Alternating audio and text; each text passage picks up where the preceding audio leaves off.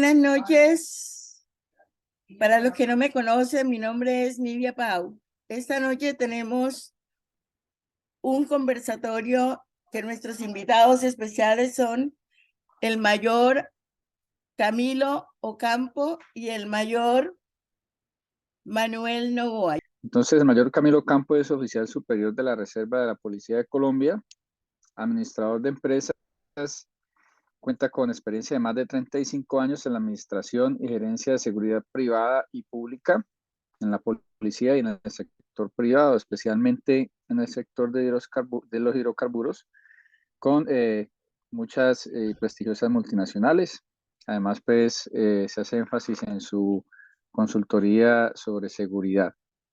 Bueno, Manuel Novoa, mayor de la Reserva de la Policía Nacional de Colombia, también es administrador de empresas con posgrados en Administración de la Seguridad, especialista en inteligencia, seguridad del Estado y lucha antiterrorista, diplomado en docencia universitaria, evaluador forense de credibilidad, tecnólogo en estudios policiales.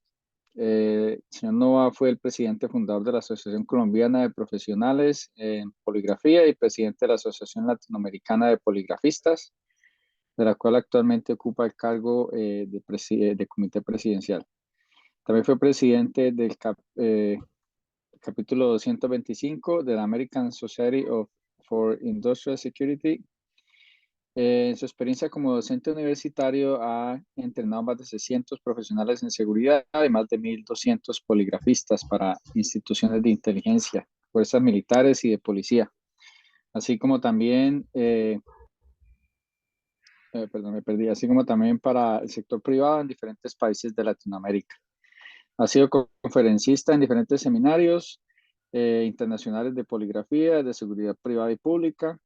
Fue candidato a la Cámara de Representantes de Bogotá en las elecciones del año 2022 por el Partido Centro Democrático y actualmente se desempeña como director general de Latinoamérica, del Latino-American Institute for Credibility Assessment, director del Comité Presidencial de la Asociación Latinoamericana de Poligrafistas, presidente del Colegio de Mayores de la Policía Nacional y director ejecutivo de la organización social Unión de la Reserva Policial. El tema que escogimos fue las Fuerzas Armadas como sostén de democracia y con un interrogante para que lo podamos responder no nosotros, que vamos de pronto a lanzar algunas ideas con ustedes, sino para que lo respondan cada una de las personas que están participando en ese conversatorio cuando terminemos el evento. Y la segunda parte, pues tiene que ver con cuando ya pasamos a este otro nivel de la reserva, cuando ya somos deliberantes, participativos, cuando tenemos la posibilidad de ingresar a ese espectro político, como lo hace Manuel, como lo hizo Manuel en las pasadas elecciones al Congreso. El objeto también de este conversatorio, pues es hablarnos la verdad, como siempre, construir. Vamos a tratar de ser muy objetivos porque pues el peor error que puede cometer uno es esconder el mugre debajo del tapete. Creo que así no se construye. Iniciando el tema, pues vamos a hablar sobre el sustento legal de las fuerzas militares y de la policía colombiana. Están en el capítulo séptimo de la Constitución Nacional, tiene casi 7 o 8 artículos, si no estoy mal, desde el artículo 16 hasta el artículo 23. En el artículo 216 nos habla de la fuerza pública y dice que la fuerza pública está compuesta por las fuerzas militares y la policía. En el artículo 17 dice que la nación para su defensa tendrá unas fuerzas militares para la defensa de la soberanía, para la independencia, para la integridad del territorio nacional y el orden constitucional. Y en el artículo 218 ya específicamente también dispone qué es la Policía Nacional y la define como un cuerpo armado, civil, de carácter civil y que tiene a su cargo el mantenimiento de las condiciones necesarias para ejercer los derechos y libertades públicas y asegurar que los colombianos conviven en paz. Allí está definida las fuerzas militares y la policía en la Constitución Nacional. Hay un artículo que yo también quiero traer a colación acá, porque más tarde lo tenemos que traer a colación, y es el siguiente. El artículo 188 de la Constitución dice que el presidente de la República simboliza la unidad nacional, y dice también que al jurar cumplir la Constitución Nacional y la ley, se obliga a garantizar todos los derechos y las libertades públicas de los colombianos. Pero ojo, el artículo 189 de la misma Constitución, en el numeral 3, dice que corresponde al presidente dirigir la fuerza pública y disponer de ella como comandante supremo de las Fuerzas Armadas de Colombia. Es claro entonces que el presidente de la República es el comandante en jefe de las Fuerzas Armadas. Hay una pequeña confusión y por eso me traje estos artículos, porque generalmente cuando hablan de fuerzas militares incluyen a la policía allí. No, las fuerzas militares son el ejército, la fuerza aérea y la Armada Nacional. Y la Policía Nacional pues tiene un artículo aparte que lo define la Constitución Nacional en su artículo 218. ¿Cuál es el componente de esa Fuerza Armada en Colombia? Yo le voy a dar unos números muy aproximados. El Ejército cuenta con 230.000 hombres, la Fuerza Aérea con 15.000 más o menos, la Armada Nacional con unos 35.000 y la Policía, que entre la Policía y el Ejército son las más numerosas, la Policía cuenta con 165.000. De manera que estamos hablando de unas Fuerzas Armadas que la componen 460.000 hombres y mujeres. Esa es la composición de las fuerzas militares y de la policía en Colombia. 1775, the motto has been, "This we will defend." And the "this" refers to the Constitution and to protect the liberty of the American people. You see, we are unique among armies. We are unique among militaries. We do not take an oath to a king or a queen, a tyrant or a dictator. We do not take an oath to an individual. No, we do not take an oath to a country, a tribe, or a religion. We take an oath to the Constitution. And every soldier that is represented in this museum, every sailor, airman, Marine, Coast Guardsman, each of us will protect and defend that document regardless of personal price. Quise traer a colación, él es el general Mark Milley, es el comandante del Estado Mayor Conjunto de los Estados Unidos. En resumen, ustedes acabaron de escuchar al general indicando que ellos se deben no a una persona, no a una secta, no a un partido, sino se deben a la Constitución Nacional y que juraron defenderla por encima de todo. En resumen, eso es lo que dice este video. La reflexión que nosotros queremos hacer esta noche en este conversatorio es ese, precisamente, son nuestras Fuerzas Armadas el sostén de la democracia, son constitucionalistas. Yo voy a hacer un pequeño paneo de todas las cosas que han sucedido con esta coyuntura desde que se posesionó el presidente Gustavo Petro, para que las relacionemos precisamente con la actuación de nuestras fuerzas militares y de nuestra policía, que se deben, repito, a la Constitución. Ustedes saben que el primer acto, uno de los primeros actos el primer acto de gobierno muy autoritario que hizo el presidente fue, me acuerdo, en su posesión decirle al jefe de la Casa Militar: tráigame la espada de Bolívar.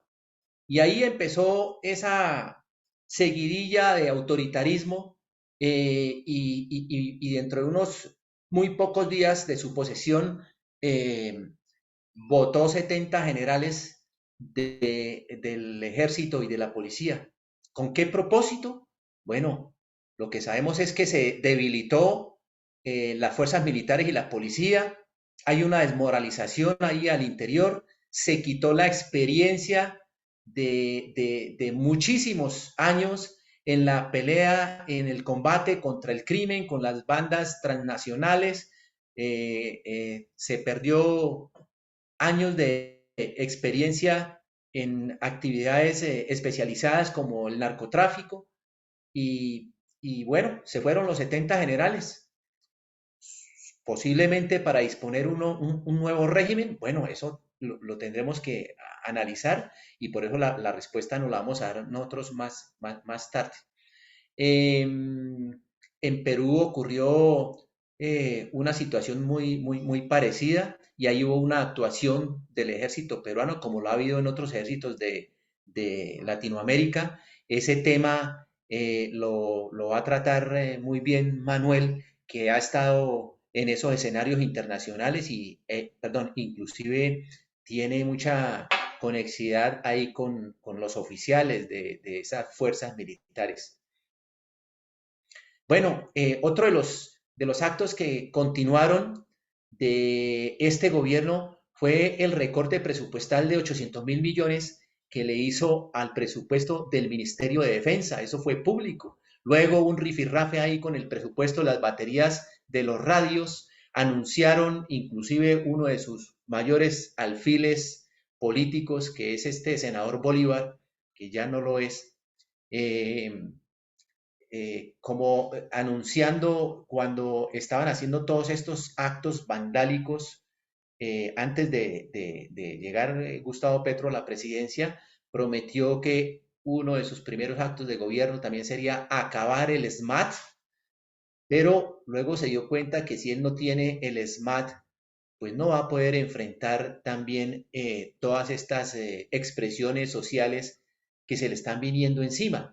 Pero lo que sí hizo fue deformarlo y tratando de cumplirle esa promesa a toda su gente de la primera línea. Luego, con esa situación y todas estas actividades, pues se presentaron muchas situaciones en el país.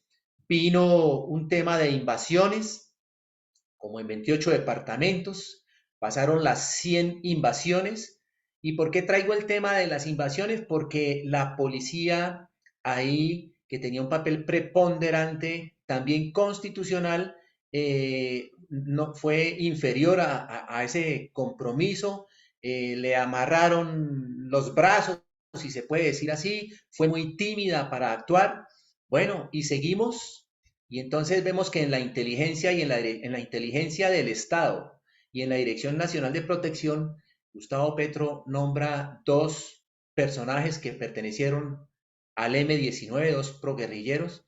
Bueno, y después siguió, suspendió los bombardeos, luego levantó la fuerza pública de unos sitios estratégicos, en carreteras, en puentes, que eran corredores de narcotráfico, corredores de movilidad de las FARC, del ELN, y por una orden presidencial movió esas fuerzas armadas y esos que estaban acantonados en esos sitios, suspendió la aspersión aérea. Ustedes saben que Colombia ya está alcanzando aproximadamente 240 o 250.000 hectáreas cultivadas de coca. En el año 2021 la producción de cocaína, de clorhidrato de cocaína, alcanzó por allá las 2.000 toneladas de producción. Yo no sé cuál, no tengo la cifra del año pasado, estoy hablando del 2021, pero lo que sí hemos visto en este momento es que se ha pronunciado un poco más el narcotráfico.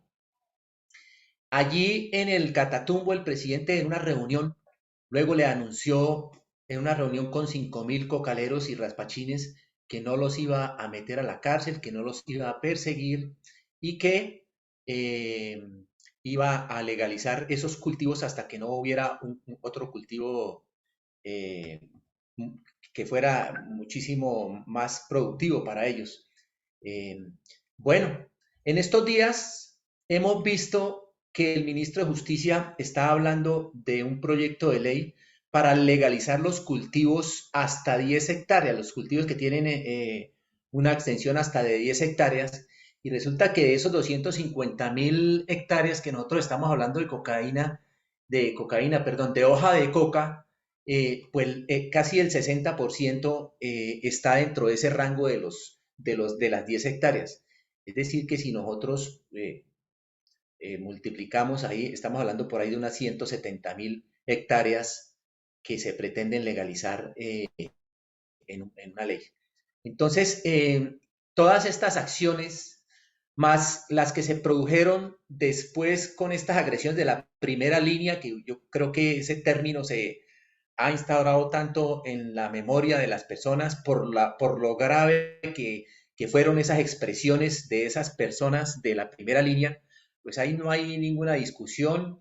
Ustedes saben que ahí hubo injerencia del ELN, ya hay una persona, una señorita pues que se llama alias Camila, que fue confesa del Frente Che Guevara, y ella confesó que gestionó entrenamiento y dinero para esas primeras líneas. Incluso el novio de esta señorita que fue capturada, esto fue capturado con armas, con granadas, con plata, con cartillas y con documentos del ELN.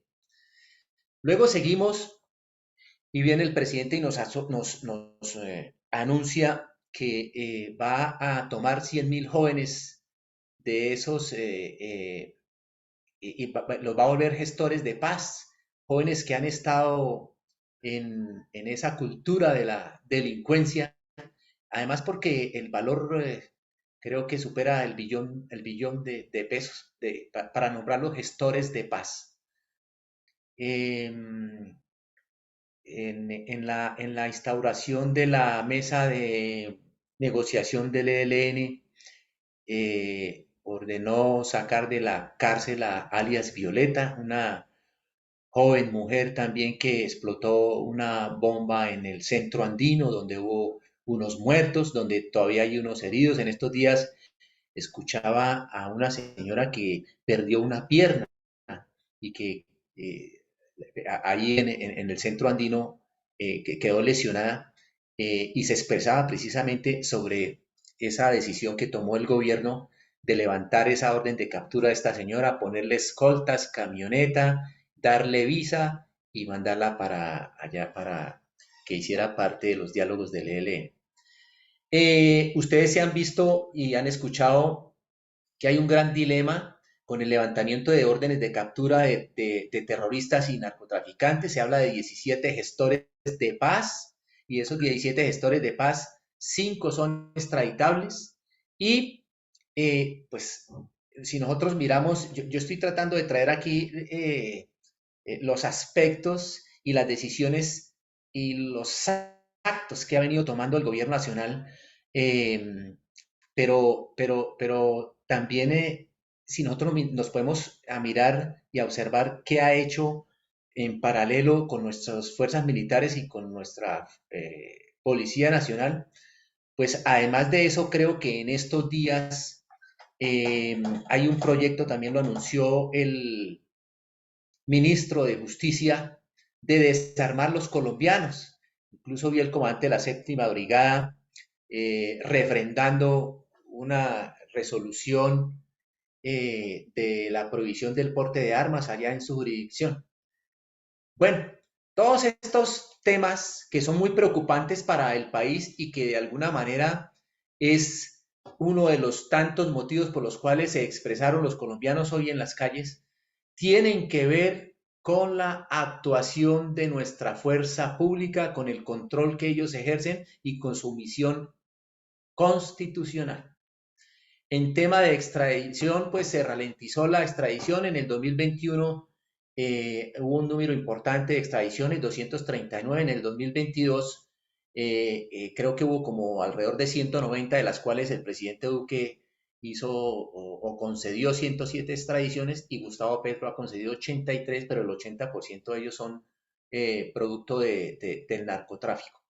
En estos días escuchábamos en todos los medios en una cumbre de gobernadores como el gobernador del Meta se dirigía al presidente y lo increpaba, diciéndole que las FARC y el ELN y todo el crimen tenían tomado a los municipios del Meta, y hablaba de Vistahermosa, de San Juan de Arama, hablaba de Guamal Meta, que es ahí en las goteras de Villavicencio, y hablaba mucho más allá en Vistahermosa y en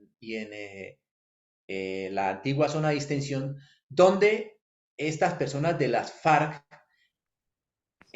con el fusil en mano están citando a todas las juntas de acción comunal, a los presidentes de las juntas de acción comunal, a unas reuniones, e incluso les dicen que como las reuniones de 3 días, que tienen que llevar provisión y elementos para adecuar, pues elementos de vestimenta para 3 días. Esa fue un reclamo que le hizo el gobernador del Meta al presidente, pero no se lo hizo solamente por su departamento, sino estaba representando otros departamentos con la misma criticidad, y estamos hablando del Catatumbo, del norte de Santander, estamos hablando del Cauca, estamos hablando de Antioquia y estamos hablando de Nariño. Pues le pedía al presidente, el gobernador al presidente que diera las indicaciones necesarias para ver ellos cómo podían actuar ahí, porque en las narices de la fuerza pública del ejército pasaban por el frente del batallón a ir a pagar las extorsiones a estos grupos de delincuencia, pues, y de terrorismo y de narcotráfico, porque no son grupos subversivos. Entonces, pues todos esos acontecimientos nos tienen que dar una visión a nosotros de lo que está pasando en el país, y en cada uno de ellos está comprometida la misión, la misionalidad de nuestras fuerzas militares y de nuestra policía. En materia de narcotráfico, todos supimos que hace unos 3 o 4 días en Nueva Zelanda la policía costera incautó 3.2 toneladas que encontró de narcóticos flotando en el Pacífico con destino a Australia. Y unos días antes, creo que ya terminando el mes de enero, un buque de exportación de ganado que transportaba 1.700 reses, le encontraron en el piso de donde estaban los animales 4.5 toneladas de clorhidrato de cocaína. Tenían destino destino Beirut. La policía española hizo la incautación en las Islas Canarias. En Cartagena hace 2 o 3 días, la policía también antinarcóticos hizo una incautación importante de narcóticos que iban hacia Lisboa. La Armada Nacional en la Alta Guajira hizo otra incautación importante, alrededor de 560 kilos en la Alta Guajira, que iban con destino a los Estados Unidos. Y en el Magdalena, en una acción conjunta de las fuerzas de la Fuerza Aérea, la Policía y la Armada Nacional, también encontraron 930 kilos enterrados en la playa, que iban a ser sacados ya para el exterior. Y hace aproximadamente como 4 o 5 días, también en Punta Gallinas, en una embarcación tipo Go Fast, la Fuerza Aérea y la Armada Nacional incautaron 1.000 kilos en alta mar. Pues todo esto que yo les estoy diciendo en materia de orden público y en materia de narcotráfico nos tiene que dar un indicador, y lo que nosotros podemos inferir es que están ingresando muchísimos dólares, muchísimo dinero para mantener estos ejércitos terroristas, para compra de armas y para dominar los territorios de Colombia. Yo veo un panorama complicado en el país. Ustedes vieron además que hace pocos días, casi todos estos hechos de los cuales yo les estoy hablando no tienen más de mes y medio. Ninguno tiene una vigencia más allá de mes y medio. En Tarazá fueron secuestrados unos fiscales, 3 fiscales y una juez de ese municipio. Hace unos pocos días la secuestró un hombre que se llama alias Gonzalito, si no estoy mal, de las FARC. Ese señor tenía orden del presidente de levantarle la orden de captura, también para convertirlo en gestor de paz. Ahí vimos un pronunciamiento enérgico, con determinación del fiscal general de la Nación, incluso, donde le reclamaba no solo al presidente, sino a las mismas fuerzas militares y a la policía, de ser fieles a la Constitución y no a la, entre comillas, a lo que le está ordenando el presidente en un decreto presidencial con este tema de la paz total, hacia donde estamos transitando. Otros eventos, creo que ya les he dicho de orden público y todas estas cosas, aproximadamente unos 15 o 20, pero es que los tengo todos porque me he actualizado en esa información. En Yarumal, ustedes vieron que en una escuelita habían hombres de las FARC adoctrinando niños y dándoles regalos a unos niños de 8 o 10 años, dirigiéndolos y adoctrinándolos. Unos días más atrás también en Policarpa, Nariño, estaban las FARC transitando y patrullando por la mitad del pueblo. Por allí en Balboa, Cauca, en unos carnavales, sacaron corriendo la gente en una estampida cuando llegaron estas personas de las FARC al interior del municipio. Muchísimo más grave, hace más o menos un mes y medio, en el Catatumbo, en vías ya cercanas, en las goteras de Cúcuta, por allí en los patios en San Calixto, el ELN pidiéndole el SOAT y la revisión tecnomecánica a los ciudadanos que transitaban por esas carreteras. En estos días, hace 2 o 3 días, para hablar, porque estamos hablando del orden público ya en los municipios, pero si nosotros nos vamos ya a las ciudades, pues también vemos que las ciudades se las está tomando el crimen, y en Bogotá hace 3 o 4 días hubo una masacre en Ciudad Bolívar. Se habla que desde el 7 de agosto ha habido más o menos unas 40 masacres con 140 muertos. Este mes de lo que ha corrido de febrero y enero, creo que se habla ya más o menos de 17 masacres. Pero, perdón, se me olvidó algo importante y yo creo que aquí todos tienen conocimiento. Hace unos días vimos cómo secuestraron 30 soldados en Vista Hermosa, por Dios, 30 soldados secuestrados en Vista Hermosa y duraron 2 días secuestrados.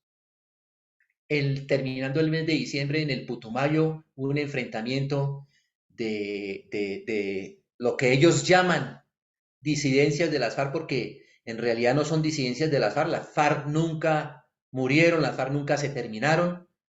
Ese es un embeleco que nos metieron a los colombianos, pero siguen siendo las FARC. 2 frentes de las FARC se enfrentaron por allí en el Putumayo y hubo como resultado de eso 27 muertos. ¿Por qué peleaban? Por territorio, por narcóticos, por pistas y por mantener la territorialidad en esas rentas ilegales.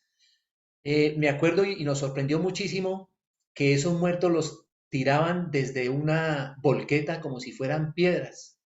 Todas esas cosas están pasando en Colombia. En Puerto Rondón, en Arauca, en combates entre el ELN y las FARC, hace menos de 10 días hubo 13 muertos. Y todas estas cosas han traído consecuencias para la economía, para las personas. En el Meta y en Arauca, en Saravena, hay una empresa que se llama Parex Resource, que es una empresa que se dedica al tema de la exploración y producción petrolera, y le tocó suspender sus actividades. En resumen, en este momento nosotros tenemos que considerar que el crimen y el terrorismo se tienen tomado a Colombia y que nuestras fuerzas militares y nuestra policía están de brazos cruzados haciéndole caso al presidente de la República, y yo creo, es mi criterio el de Camilo Campo, que de alguna manera desconociendo su misión constitucional de la que les hablé al inicio de esta información. Les decía que en Bogotá, en la capital del país, ya se lo tomaron las bandas del crimen transnacional. Allí se habla de los maracuchos y el tren de Aragua, manejando todo el tema de microtráfico. Y en el Cauca se habla de los carteles de la droga también transnacionales. Entonces allá ya, además del Clan del Golfo y de la Segunda Marquetalia y del ELN, en el país. Ya hablamos de los carteles mexicanos, y hablamos del cartel de Sinaloa, el cartel de los Jaliscos, y el cartel de los Zetas y el cartel de Nueva Generación. Se habla aproximadamente de 15 carteles del narcotráfico con un poder impresionante, y en las ciudades, repito, estas estructuras del Tren de Aragua y de los maracuchos que tienen contra la pared a los colombianos. Pero recuerden, y lo que les dije hace unos minutos atrás, hay una disposición del gobierno para desarmar a los colombianos. ¿Qué es desarmar a los colombianos? Que aquellas personas que han comprado armas con toda la legalidad, con todos los protocolos y todos los requisitos para defenderse y que tienen salvoconducto, los van a desarmar. Por lo menos en este momento ya no tienen la opción de portar esas armas. Las tienen, deben tenerlas en sus casas. De manera que lo que uno ve como respuesta a todas estas cosas que yo les he dicho es la inoperancia de nuestra fuerza militar y la policía, brazos cruzados, están confundidos, no saben a quién hacerle caso, no hay un norte, están esperando orientaciones del presidente, pero lejos de su misión constitucional. Yo infiero que el país está transitando hacia una situación de muchísimo más complejidad,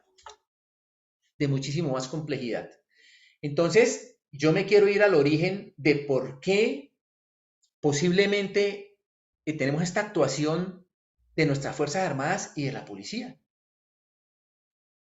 Y entonces, yo en mi experiencia, habiendo estado casi por 20 años en la institución, Manuel, que no me deja mentir, y seguramente las personas que están acá y que han estado en la fuerza, nos hemos dado cuenta que de alguna manera las Fuerzas Armadas han venido siendo politizadas desde hace muchos años. Entonces hemos sido manoseados por los políticos, y entonces hay oficiales de enlace en el Congreso, en el Ministerio, oficial de enlace para el gobernador, la primera dama tiene oficial de enlace para que le cargue la sombrilla, la casa militar toda dispuesta ya a la seguridad del presidente, pero no solamente a la seguridad del presidente, sino que ahí hay personas también que llevan y hacen el mercado allá de la presidencia de la República, edecanes del presidente, edecanes de los ministerios, cada ministerio tiene un oficial de enlace. Entonces, hay unas funciones que se deben cumplir, si bien es cierto, con esas determinaciones, pues, como oficiales de enlace, pero eso se ha convertido en servilismo y en un enlace para postrar la policía hacia esos intereses de esos ciudadanos, de esos ciudadanos, no, perdón, de esos políticos que estoy hablando. Entonces, pues al interior de la fuerza hay un problema grave que no es de ahora, no es del gobierno de Gustavo Petro, y es muy claro para nosotros poder identificar esta situación, y es la siguiente. Miren, si el presidente Gustavo Petro votó 70 generales, y si estos 70 generales hubieran tenido espíritu de cuerpo, hubieran pensado todos en la misma línea, pues no había necesidad de votar 70 generales, porque si él votaba el primero, el segundo seguía pensando igual, y el tercero también, y el cuarto también, y el quinto también, y tenía que haber votado toda la fuerza militar y toda la policía, porque hay unidad de fuerza y porque todos pensaban lo mismo y porque todos son garantes de la Constitución. Pero aquí la impresión que uno tiene es que antes las fuerzas militares y la policía eran las fuerzas militares del Centro Democrático, del partido de gobierno que estaba en ese momento, y ahora pues son las fuerzas militares del pacto histórico, y por eso están actuando así. Entonces, de alguna manera, este manoseo que se comete en los niveles superiores del generalato, de los coroneles, pues se traduce también en burocracia, en condecoraciones, en viajes al exterior, y entonces usted ve el desfile de oficiales superiores y oficiales generales como embajadores, como cónsules en la carrera diplomática. Pero eso no es de ahora. Yo no quiero traer ahorita y hablar del presidente Petro, porque ese creo que es un mal que traemos. desde antes, y repito, cuando inicié esta conversación, nosotros podemos decir que esto es mentira y podemos continuar igual como si no pasara nada en el país, como si no hubiera pasado nada, pero repito, el propósito es criticarnos, mirarnos qué estamos haciendo mal y a ver cómo podemos construir hacia el futuro. Espíritu de cuerpo significa sentimientos de honor y orgullo que deben compartir, se debe compartir con un solo ideal y con los logros de un grupo de personas, de un destacamento militar, los miembros de una universidad, de un colegio, los compañeros de una profesión. Eso se llama espíritu de cuerpo, pero como pues no lo tenemos, pues aquí hay problemas. Yo, para terminar esta primera parte y hablar de las Fuerzas Armadas como sostén de la democracia, me gustaría que escucháramos el video número 2, que es de 2 minutos, que es un video de un periodista, Carlos Acosta, venezolano, que se dirige a las fuerzas militares y a las Fuerzas Armadas, perdón, de Venezuela. Y pues hagamos la reflexión, a ver si nosotros vamos para allá o no. Los militares después les daba pena salir para la calle. ¿Dónde se piensan meter? ¿Cómo piensan explicarle a su familia, a sus mujeres, a sus hijos, a los novios de las hijas? Pues qué pena con esa gente, ¿no? A menos que el novio de la hija sea el hijo de otro general que también esté enchufado. ¿Cómo le piensan explicar al país la forma en la que han dejado convertir una institución que gozaba, repito, gozaba, pendientes de los tiempos del verbo, gozaba por lo menos del respeto, prestigio no, porque fama de guisadores tuvo la Guardia Nacional siempre, en la cuarta y en la quinta, pero que gozaba del respeto de buena parte de la población?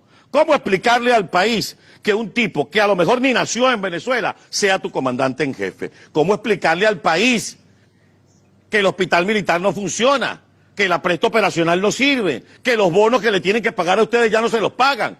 ¿Cómo explicarle al país que ustedes son una cuerda de borregos, no todos, pero los que mandan, una cuerda de borregos que terminan haciendo caso a una ideología que no existe y que ha venido destrozando al país de manera sistemática, cuyo único premio ya no es el honor, porque el honor no se divisa por ningún lado, sino el único premio es que me entreguen una estación de gasolina para guisar o un mercado para ganarme unos reales a costillas de las hambres y las necesidades del pueblo. ¿Qué es lo que pasa con ustedes? ¿Es que se van a quedar ahí para siempre? ¿O es que habrá que eliminar la Fuerza Armada y buscar una suerte de policía fronteriza una vez que esta pesadilla acabe?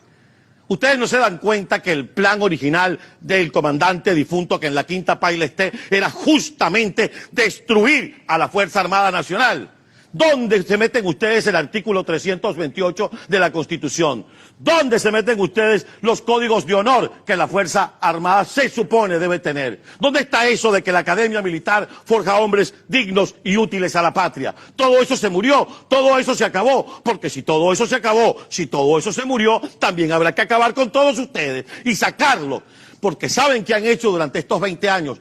Chulearse a la población civil. Todo lo que producen los civiles ustedes se lo comen. Todo lo que produce el petróleo ustedes se lo comen. Todo lo que se roban ustedes se lo comen. Que han sido unos verdaderos zánganos, unos verdaderos parásitos vestidos de verde. Entonces, a ver si la Reserva Moral da un paso al frente, saca a los parásitos y libera al país para poder decir que el ejército venezolano es forjador de libertades y no esta plaga que ha venido comiéndose el país porque se convirtió en el partido de Hugo Chávez y de Nicolás Maduro. Amigos de la Reserva Moral, un paso al frente. ¿Lo quieren así o más claro? O acabamos con esto y ustedes jalan la palanca y se van. Sobre ya cuando nosotros nos quitamos ese uniforme, ¿cierto? Que tenemos una responsabilidad constitucional y pasamos aquí al otro lado, al lado de la reserva activa. Y ese es el segundo interrogante de nuestra conferencia, de nuestro conversatorio, perdón, porque estábamos preguntando la reserva como fuerza social de oposición. Entonces, cuando nosotros ya estamos con el Everfit, como decían antes, aquí en este otro estadio, pues ya podemos ser deliberantes, ya podemos, ya somos participativos en los asuntos del país. Sabemos que como reserva también somos muy claves para poder sacar este país adelante. Yo les voy a decir lo siguiente, mire, suena mal hablar del yo. Lideramos hoy con un equipo de reservistas la movilización acá en el Quindío, que fue una movilización multitudinaria. Ustedes lo estaban comentando al comienzo cuando prendieron este equipo y vimos una participación de la reserva que fue importante porque la gente, los ciudadanos colombianos esperan y tienen a sus militares uniformados y los no uniformados como que son la salvación del país. A mí me decía un amigo el otro día en un almuerzo, me decía, Camilo, nuestra esperanza son las fuerzas militares y la policía. Yo me quedé callado. La Constitución dice que sí. Y después decían, bueno, Camilo, ¿qué vamos a hacer con la reserva? La reserva tiene un problema ahí desde hace mucho tiempo, unos problemas que vienen desde atrás, desde la misma formación de nosotros ya en actividad, incluso con el tema del lenguaje, con el tema de que de alguna manera las bases, por la dinámica que debe tener una institución como esta, que debe ser jerarquizada, disciplinada, entonces hay un resentimiento hacia los oficiales y todas esas cosas tienen que irse eliminando y tienen que irse solucionando si nosotros queremos aportarle y apuntarle hacia una reserva cohesionada, hacia una fuerza social cohesionada. Nosotros tenemos formación, nosotros tenemos doctrina, somos personas que podemos dar la vida por otra persona sin conocernos, sin conocerla. Esa es la fortaleza que ve la sociedad en nosotros, los militares y los policías, aún en el retiro. Entonces, por eso digo yo que somos una fuerza importante para el cambio de este país y en este momento queremos ser protagonistas y de hecho hay liderazgo dentro de estas fuerzas. Una de las personas que nos acompaña aquí, Manuel Novoa, es un gran líder en el tema de la reserva. Ustedes, cuando estaban escuchando ahorita su perfil profesional, pues le escucharon que es el presidente del Colegio de Mayores y también es el presidente de la Unión de la Reserva Policial. Nos comunicamos seguidamente porque tenemos el mismo sentimiento y la misma tarea de tratar de unir esa reserva que está por allá diluida. Cuando nosotros estamos hablando de la reserva, estamos hablando más o menos de una fuerza de 194.000 personas o 195.000 que la agrupan dos cajas pagadoras de la asignación de retiro, una es CREMIR y la otra es CASUR, y más o menos como de unos 35.000 personas que son no uniformados y al servicio del sector defensa. Pero si usted multiplica esa fuerza por 4, pues estamos hablando más o menos de 1 millón de personas. Pero si usted se va a esos 460.000 personas que hablamos de la fuerza activa, de la fuerza militar y de la policía, y usted cuenta con que cada persona de esas tiene mamá, papá, tiene hijos y tiene los tíos, los suegros, bueno, pero si nosotros multiplicamos apenas por 4, que puede ser la esposa y 2 hijos, 4 personas, pues ahí nos andan otros 2 millones. Estamos hablando ya casi de 3 millones de un grupo poblacional que es representativo ante 50 millones de pesos de habitantes, perdón, y que puede ser una fuerza representativa en la figuración política. Yo no me voy a extender más, solamente decirles y sensibilizar a la reserva en el compromiso que esperan los colombianos de nosotros. Uno de los grandes problemas que tenemos nosotros es tratar de seguir conservando los grados y seguir conservando ese liderazgo que teníamos allá con el uniforme, pero ya en la vida civil, y resulta que ese liderazgo no se da de esa manera porque nosotros ya no tenemos uniforme. Ese liderazgo se da políticamente, se da con su formación profesional, se da con su academia, se da porque usted es capaz.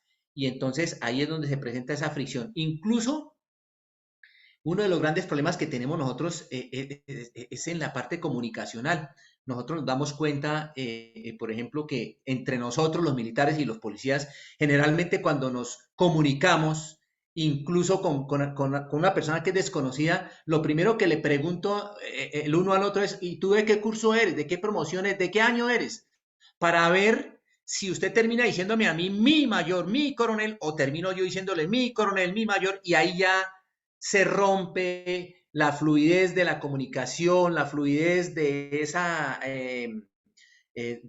relación que debe ser, porque entonces yo ya tengo que decirle mi mayor, y como nosotros en la escuela, en nuestra formación nos indicaron que el que manda, manda, aunque mande mal, pues todas esas cositas todavía las tenemos en la cabeza y por eso no hemos podido salir adelante. Yo aspiro que todas estas cosas que han pasado últimamente con la fuerza, nuestras Fuerzas Armadas, pero además con nosotros de la Reserva, nos hagan sensibilizarnos un poco y nos hagan tomar otra posición. Bueno, me complace mucho estar con ustedes y compartir pues con Camilo, a quien conozco desde hace muchos años, un líder indiscutible. Felicitaciones, Camilo, por lo que pasó hoy allí en Armenia, con esa marcha que tú lideras, que eres el líder con los otros miembros de la Reserva. Y creo que hoy fue un buen comienzo de la movilización ciudadana, que indudablemente es una de las estrategias que tenemos que utilizar, porque el enemigo así lo hace, también lo utiliza. Permítanme, por favor, iniciar mi disertación con una idea central, y es que esto que está pasando en América Latina con la llegada de estos gobiernos de izquierda, indudablemente tiene un común denominador frente a lo que es el manejo de las Fuerzas Armadas. ¿Cuál es ese común denominador? El debilitamiento de las Fuerzas Armadas, a través inicialmente pues de iniciativas legislativas. Desafortunadamente estos gobiernos cuando llegan al poder se aseguran de tener mayorías, especialmente en el Congreso. Y a través de esas reformas, ¿qué es lo que pretenden hacer? Lo que están haciendo, reformar especialmente la educación y la doctrina de las Fuerzas Armadas, de las Fuerzas Militares y de la Policía Nacional. La sustitución del mando natural militar o policial por la figura de un civil que se encargará de controlar y direccionar los intereses del gobierno de turno, de controlar esa fuerza militar con la consecuente desmoralización de los integrantes de la fuerza pública.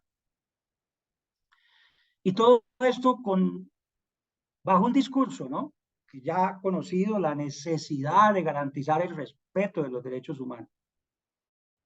Eso es lo que estamos viendo en Colombia, precisamente, y no viene de ahorita, del gobierno Petro, esto viene del gobierno de Juan Manuel Santos, que con el cuento de la paz empezó todo el derrumbe de la capacidad. Yo lo mencioné en una de las charlas que tuvimos, cómo se fue acabando la capacidad de lucha contra el terrorismo y el narcotráfico, cómo se fue debilitando la inteligencia militar y policial. Y ese nuevo gobierno, pues obviamente lo que está haciendo claramente es lo mismo, en aras ahora ya no de la paz de Santos, sino ahora en aras de la paz total, de lo que muestran los otros gobiernos izquierdistas populistas, que es el respeto de los derechos humanos. Y una primera propuesta la hemos visto, está inclusive hoy en el Plan Nacional de Desarrollo, artículo 50, la reforma de la Policía Nacional y por ende la reforma también de las fuerzas militares, donde se van a reasignar una serie de funciones, aparentemente, pero pues eso en la realidad no es así. Este libreto es un libreto calcado, o sea, también lo habíamos mencionado en una oportunidad. Y si miramos lo que, por ejemplo, está pasando en Chile actualmente con la llegada al poder del borracho del Boric, que lo primero que entra es hacer la propuesta de la reforma de los carabineros de Chile con la consigna de la necesidad de redefinir el rol de la policía uniformada en la nueva sociedad.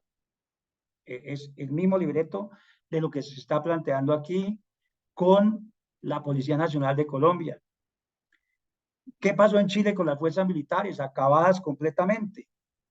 que quedaba los carabineros como una, digamos, un bastión muy fuerte, y ahorita pues lo que han venido haciendo es en 4 campos, que seguramente van a ser los mismos campos que van a trabajar aquí en la reforma de la policía.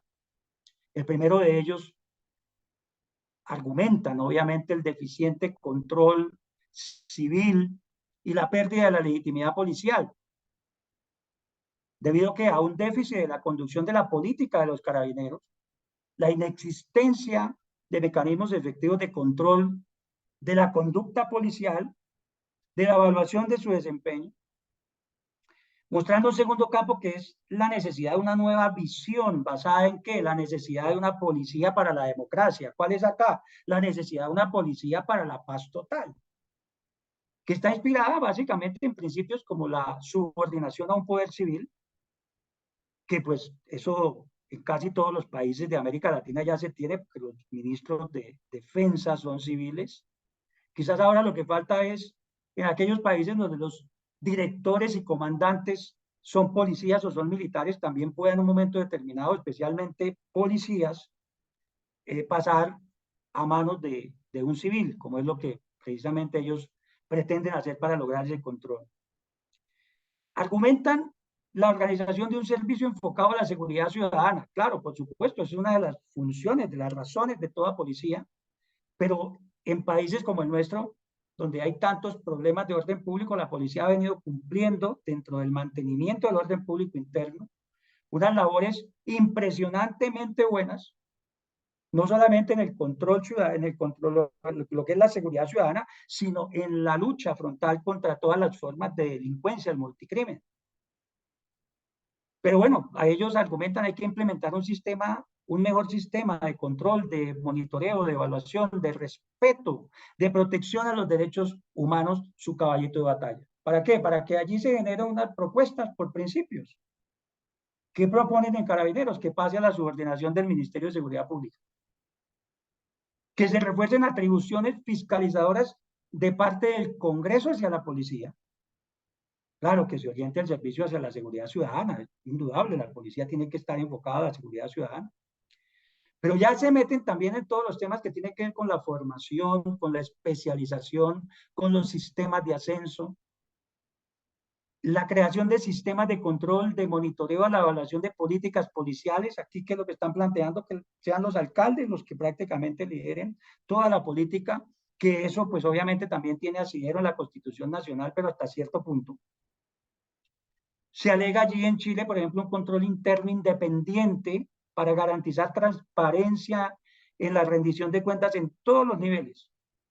Y algo que es muy importante para ellos, para los progres, pero que es fatal para las instituciones porque mina su disciplina, que es todo lo que tiene que ver con la equidad, la paridad y la identidad de género. Claro, todo esto con un cuarto elemento, que es el que mencioné anteriormente, que es el que tiene que ver con el respeto de los derechos humanos. Entonces, si miramos Chile, un país con unas fuerzas armadas fuertes, sólidas, pues hoy en día tengo varios amigos de militares retirados de Chile, del ejército de Chile, de carabineros de Chile, que cuando uno habla con ellos, diga, el desencanto es total. Algunos han tenido que irse inclusive del país, muchos de ellos a España.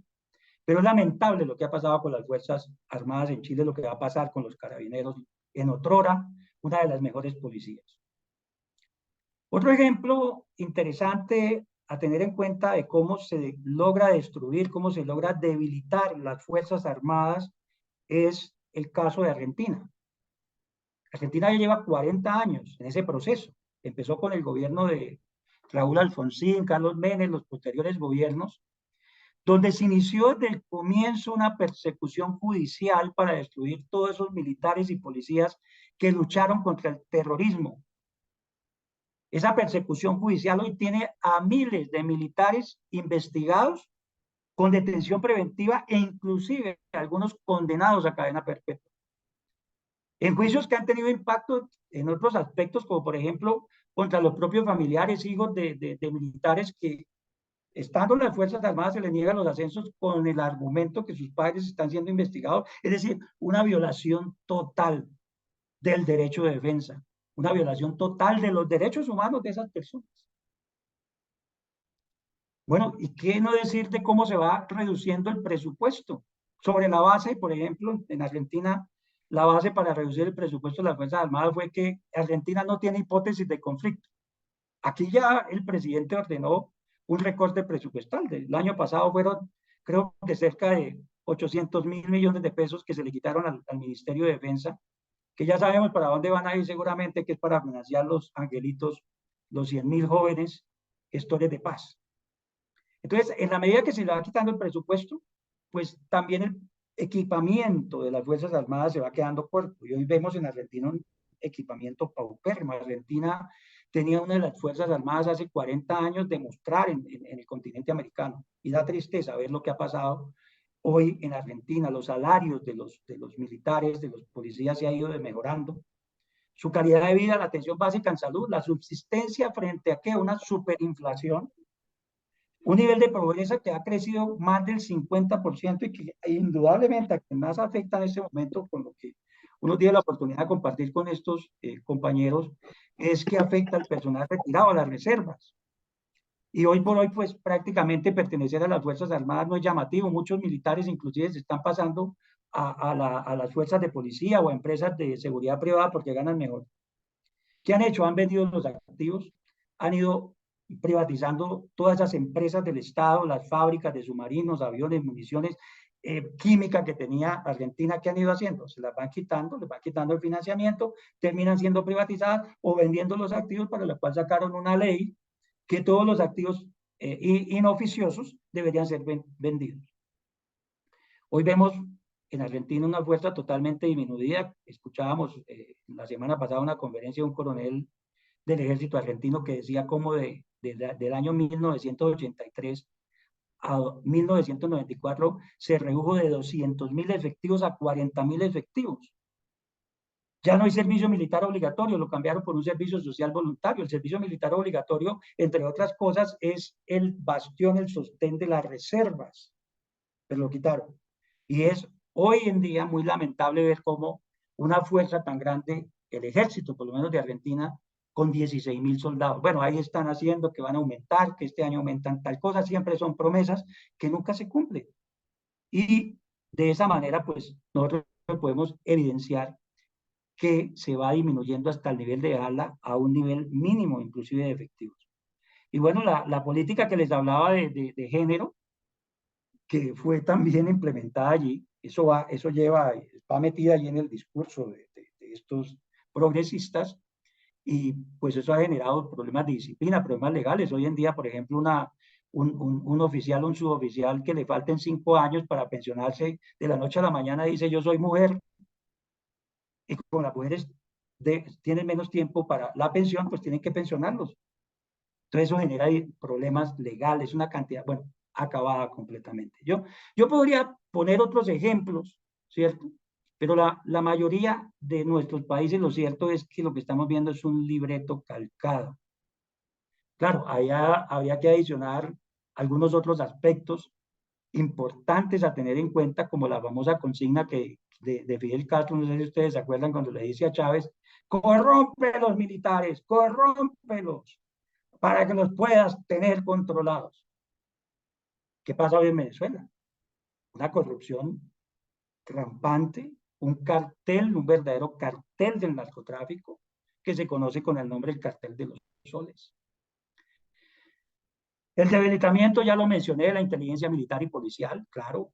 En Colombia, por ejemplo, la labor de la policía, de la inteligencia de la policía ha sido tan importante en el desmantelamiento de toda clase de organizaciones criminales que, pues, obviamente, hoy en día se ha disminuido y posiblemente en esta reforma se vaya a disminuir más.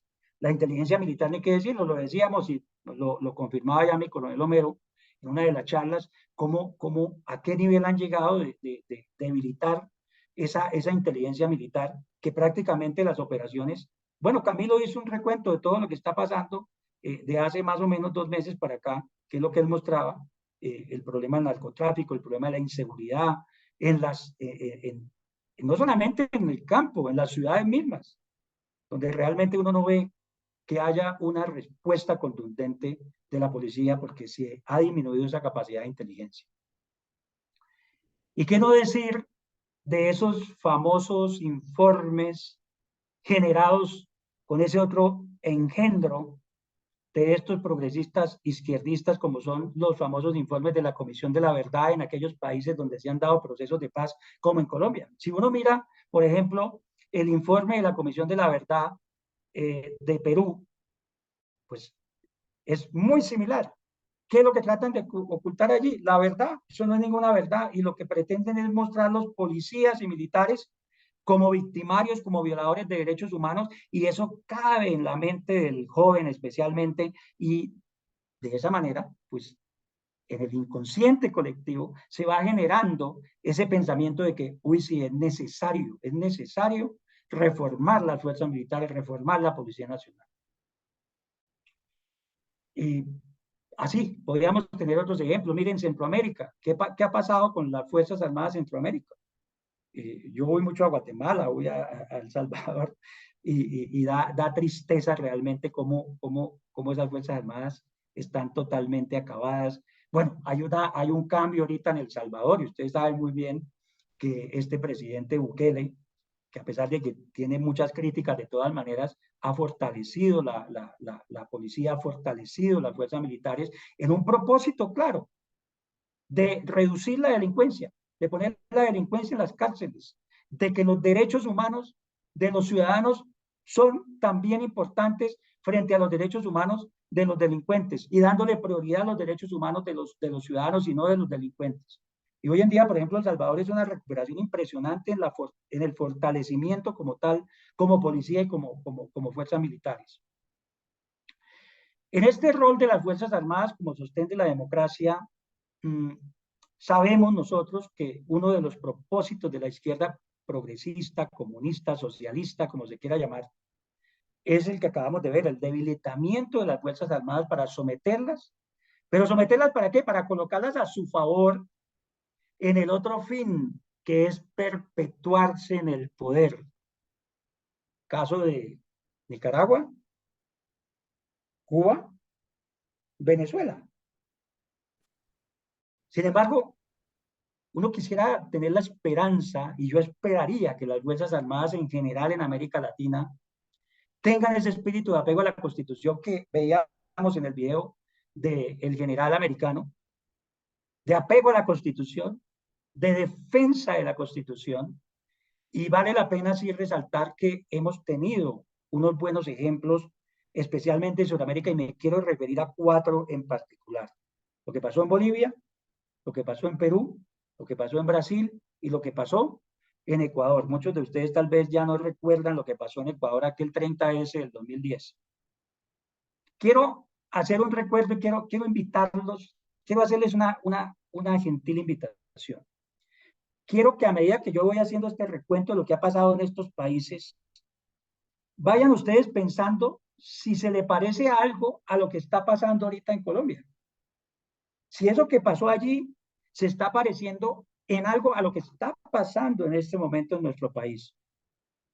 Y otro ejercicio, que proyectemos la mente hacia lo que podría pasar de acuerdo a lo que ha pasado en el país, lo que podría pasar en Colombia.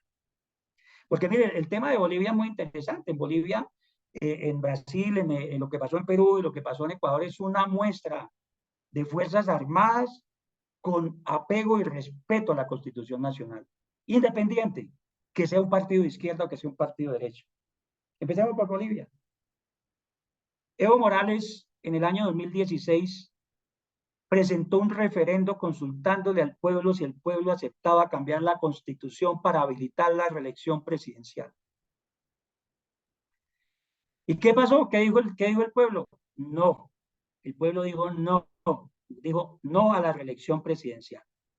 Pero bueno, estos alumnos acuciosos, seguidores de esos acuerdos del Foro de Sao Paulo, como Evo Morales, 10 meses después, en el 9º Congreso de su partido, el MAS, el Movimiento al Socialismo, presentan una solución que es la aplicación de 4 vías para habilitar a Evo Morales hacia una nueva candidatura, a pesar de que el referendo había dicho no. Aquí creo que en Colombia, recordemos, ¿no? El referendo dijo no. ¿Y qué pasó? Fast track, ahí está la solución. Entonces, ¿qué sucede después de eso? Pues que al siguiente año las organizaciones afines a ese movimiento político de Evo Morales inician una serie de marchas, de manifestaciones a favor de Evo Morales, para que por presión social el Tribunal Constitucional decida que Evo Morales y las demás autoridades electas del país puedan buscar la reelección con el polémico argumento del derecho humano a la reelección. Claro, para eso ya se habían enquistado en las cortes, magistrados, corte constitucional, el Tribunal Constitucional, etcétera, pues gente que era afín a su ideología, ¿verdad? No sé, piensen, parecido algo a Colombia.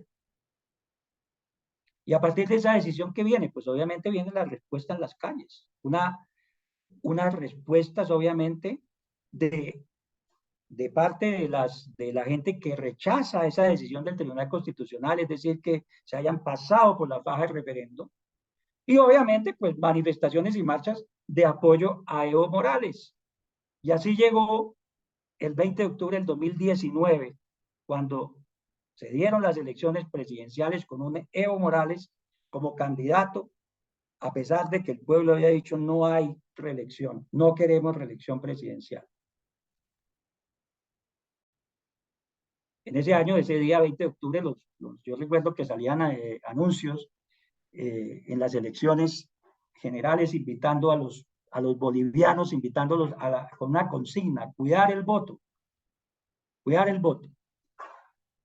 Durante el día, como es tradicional, costumbre, vienen las transmisiones, allá se llama la transmisión de resultados electorales preliminares. Durante el día y hacia las 7 de la noche, el resultado ya evaluado más o menos el 84% de las actas procesadas, determinaba que había un empate técnico y que obviamente debería haber una segunda vuelta. Pero como por arte de magia, se suspende la transmisión a las 7:40 de la noche. Cuando retoma, pues ya cambia la tendencia y entonces aparece un Evo Morales ganando en primera vuelta. Obviamente el expresidente Carlos Mesa, que era el contendor, denuncia un fraude escandaloso y comienzan a haber una serie de manifestaciones ciudadanas, inclusive con enfrentamientos, que dejó heridos, dejó muertos, etcétera, hasta que se declara inclusive un paro cívico nacional indefinido desde el 23 de octubre por las sospechas de fraude, donde se exige al Tribunal Superior Electoral declarar la segunda vuelta electoral. Pero bueno, estos estudiantes del Foro de Sao Paulo son muy pilos. ¿Qué hace Evo Morales? Le solicita a la OEA, la Organización de Estados Americanos, una auditoría vinculante del proceso electoral. La OEA dice que sí, por supuesto. A partir de ahí sigue el paro indefinido, se extiende a todo Bolivia. El mismo presidente Evo Morales sale públicamente a dar charlas, conferencias, a ofrecer talleres y seminarios a sus seguidores de cómo deberían bloquear y paralizar el país. No sé si les parece algo parecido en Colombia. Y bueno, pese a los pedidos, las propuestas, las protestas, las manifestaciones en las calles, el 100% del conteo oficial ya terminado, el Tribunal Superior Electoral anuncia la victoria de Evo Morales con un 47% de los votos y Carlos Mesa con un 36%, quedando de esa manera descartada una segunda vuelta. Pero resulta que en ese mismo mes, un cabildo cívico nacional en La Paz pide la renuncia de Evo Morales y 2 días el cabildo en Santa Cruz de la Sierra. Miremos estos temas porque esto pues obviamente puede ser parte de lo que nosotros obviamente podemos hacer. Calles, cabildos, cabildo en Santa Cruz, cabildo en La Paz, le dan un plazo de 48 horas a Evo Morales para dejar el poder. Y ahí llega algo muy importante, el 8 de noviembre de ese año 2019, una unidad táctica de la policía de Cochabamba se amotina a manera de protesta y a esa situación se unen los efectivos de 9 departamentos de policía del país. Es así como en noviembre, el 10 de noviembre, no le queda otra salida a Evo Morales, renunciar a la presidencia de Bolivia después de que inclusive la OEA emite un informe preliminar de auditoría electoral donde dice que se detectaron serios indicios de fraude en las elecciones del 20 de octubre. Eso hace que renuncie Evo, que renuncie su vicepresidente, que se obviamente pidan asilo político en México, alegando pues obviamente que son víctimas de un golpe de Estado por parte de la oposición.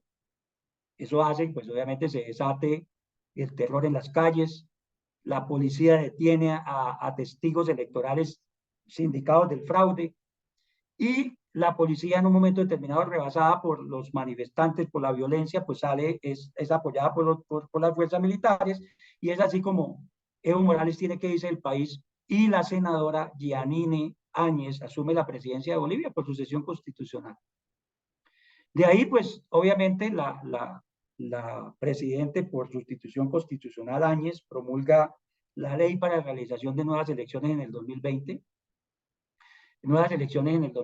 que son precisamente realizadas en el mes de octubre, y adivinen que gana el candidato de Evo Morales, Luis Alberto Arce.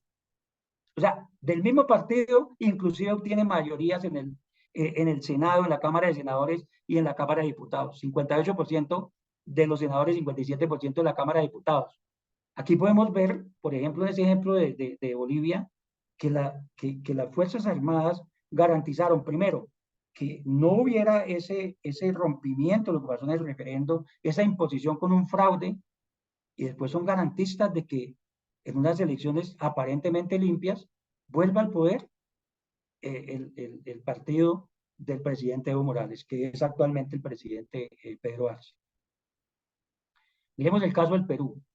El caso del Perú es muy interesante. Yo tuve la oportunidad, y no sé si por aquí está mi amigo Edwin Núñez de la Fuerza Aérea del Perú, tuve la oportunidad de estar varias veces en todo ese proceso por actividades de entrenamiento a Fuerzas Armadas allí, la inteligencia, etcétera. Viví muy de cerca ese proceso y es muy interesante porque acuérdense que Pedro Castillo le ganó en segunda vuelta electoral a Keiko Fujimori con un margen muy reducido, o sea, 70.000 votos, ¿sí? Un margen muy reducido, se alegaba allí demanda demanda las elecciones por fraude, ¿cierto? Pero de todas maneras el tribunal declara, pues obviamente ganadora a Pedro Castillos, quien después de la posesión empieza a vivir una crisis impresionante, una crisis ministerial, renuncia de su equipo ministerial a un mes de posesión. ¿Por qué? Porque comete errores, nombra personas que realmente tenían unos antecedentes impresionantes, la oposición pues obviamente empieza a hacer bulla, ¿y qué pasa? Pues eso empieza a generar crisis de muy, muy, muy temprano.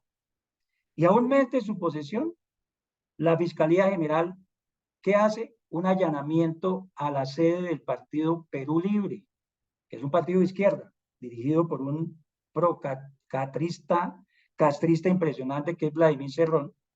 En ese allanamiento que hacen al partido Perú Libre se encuentra causa penal.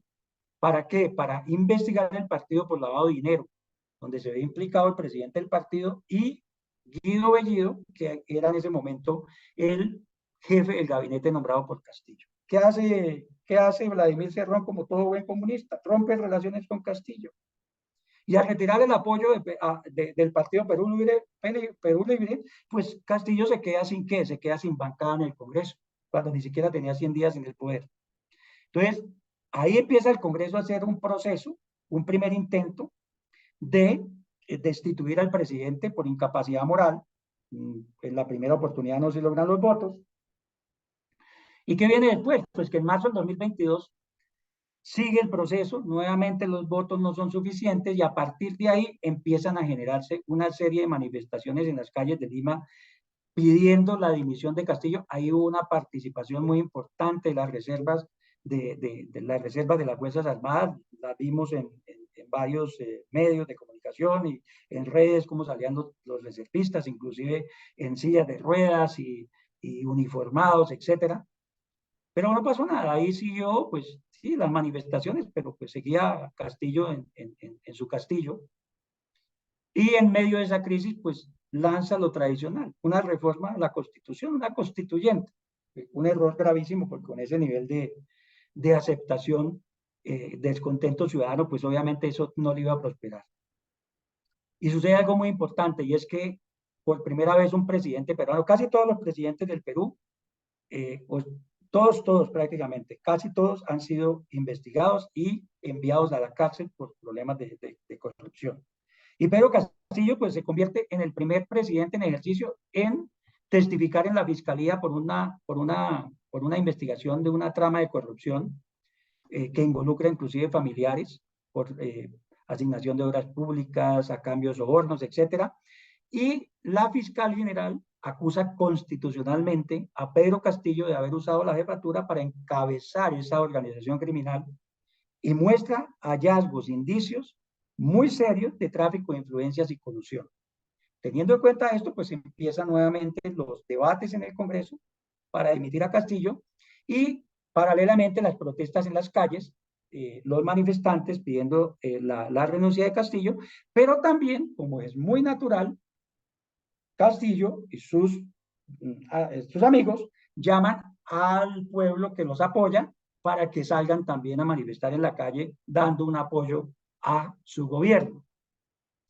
De esa manera transcurre todo ese proceso y el 7 de diciembre, yo había estado una semana antes allí con el tema que hubo por ahí de la parte, con el tema de inteligencia, y el 7 de diciembre, horas antes de que el Congreso debatiera la propuesta ya donde estaba prácticamente asegurados los votos para destituirlos, ¿qué hace Castillo? Saca un decreto disolviendo el Congreso, decretando estado de excepción, toque de queda en las calles, y pues obviamente le falló el cálculo, ¿no? Porque las Fuerzas Armadas, todas, Ejército, Marina, Aviación y Policía, salen públicamente a decir que no apoyan al presidente, porque eso es un golpe de Estado, tiene la renuncia de varios de sus ministros, ¿cierto? Y obviamente la presión también internacional, pues hace que Castillo sea inclusive detenido ese mismo día y asume la vicepresidenta Dina Boluarte, que aunque es una militante de izquierda, pues tiene algunas posiciones discretas, asume como presidente del Perú y vemos hoy todavía al Perú sumido en una crisis, manifestaciones que continúan en diferentes ciudades del país, muertos, heridos, seguidores de Castillo, que son los que están en este momento en esa actividad, que piden elegir rápidamente, que se llama elecciones, para elegir un nuevo Congreso y para elegir nuevo presidente del Perú. Pero ¿qué vemos acá? Las Fuerzas Armadas actuaron pegados a la Constitución y no permitieron que se diera un golpe de Estado a la institucionalidad con lo que pretendía hacer este presidente, que obviamente pues está indiciado seriamente en temas de corrupción, en temas de tráfico, de influencias, etc. ¿Qué sigue? Brasil. ¿Qué pasó en Brasil? Uno de los gestores del Foro de Sao Paulo tuvo 2 mandatos presidenciales en los cuales, pues obviamente como todos ellos prometen modernizar las Fuerzas Armadas, hacer una cantidad de cosas que no ocurren, realmente no hubo realmente un fortalecimiento de las Fuerzas Armadas o de la policía durante los 2 mandatos de Lula, hasta que llegó al poder Jair Bolsonaro, un capitán retirado del ejército de Brasil, que indudablemente le dio apoyo a las fuerzas militares, a la policía, que se vieron fortalecidas, un crecimiento impresionante, mejoramiento del equipamiento, de salarios, etcétera, que obviamente pues le representó a él un apoyo importante hasta el punto de que en esa intentona golpista que denunció Lula el 8 de enero, dijo que muchos militares y policías en servicio activo fueron conniventes con los golpistas que, bueno, ¿se acuerdan? Asaltaron edificios públicos y eso pues obviamente a pesar de que Lula da Silva pues se pudo posesionar, pues ha generado ciertos roces que son los que permanecen ahí, pero de todas maneras, sea lo que sea,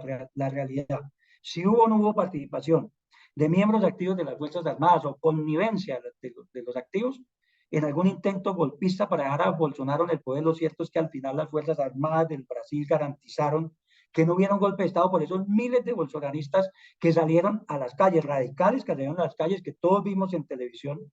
Y Lula da Silva, pues obviamente actualmente es el presidente por tercera vez de Brasil, un hombre de izquierda, un hombre generador de uno de los ideólogos y generadores del Foro de Sao Paulo, y ahí está, gracias a que las mismas Fuerzas Armadas pues, no permitieron que Bolsonaro continuara en el poder. Entonces, tenemos otro ejemplo de que estas Fuerzas Armadas lo hicieron correctamente.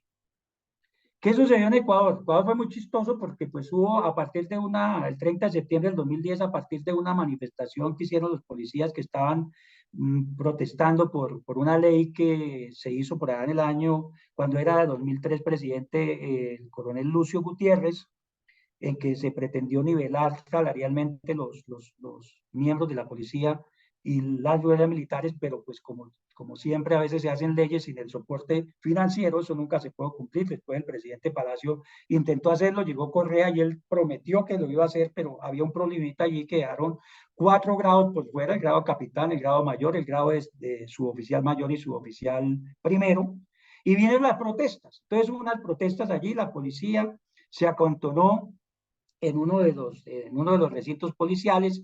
Algunos miembros de la Fuerza Aérea bloquearon el antiguo Aeropuerto Internacional Mariscal Sucre, y el presidente Correa, como todos estos señores, haciendo caso omiso a lo que inclusive le dijo su guardia presidencial y su seguridad, se fue para allá y es que a negociar con los policías en búsqueda de un entendimiento que le iba a arreglar eso. ¿Y qué pasó? Pues los policías que estaban pues en ese momento descontentos ante la presencia del presidente, pues obviamente manifestaron el descontento, empezó un tema de gases lacrimógenos, una situación caótica,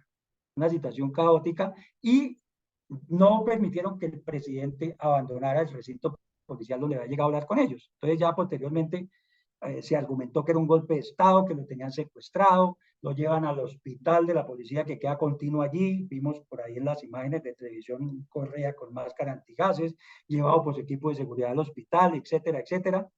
Y obviamente, pues como buen populista y que saben utilizar muy bien los medios de comunicación, ordena una transmisión obliga, hay una ley de que si el presidente lo determina, tiene que haber una publicación, tiene que haber una emisión permanente.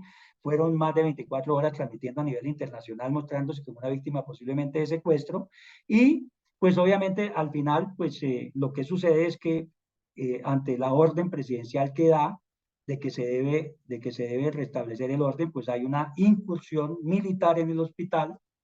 Se toman por asalto fuerzas especiales del ejército y la policía de operaciones especiales, se toman por asalto el lugar, el hospital. Hay un tiroteo que dura más de 20 minutos, casi media hora, transmitido inclusive por televisión. Estas fuerzas especiales logran sacar a Correa de allí, y obviamente pues después pues el presidente pues continúa en su mandato constitucional hasta que termina obviamente su mandato, y viene pues obviamente el proceso de transmisión a Lenín Moreno, que terminó mal porque pues no sé si ustedes saben, pero realmente Lenín Moreno se le volteó a Correa porque Correa lo traicionó.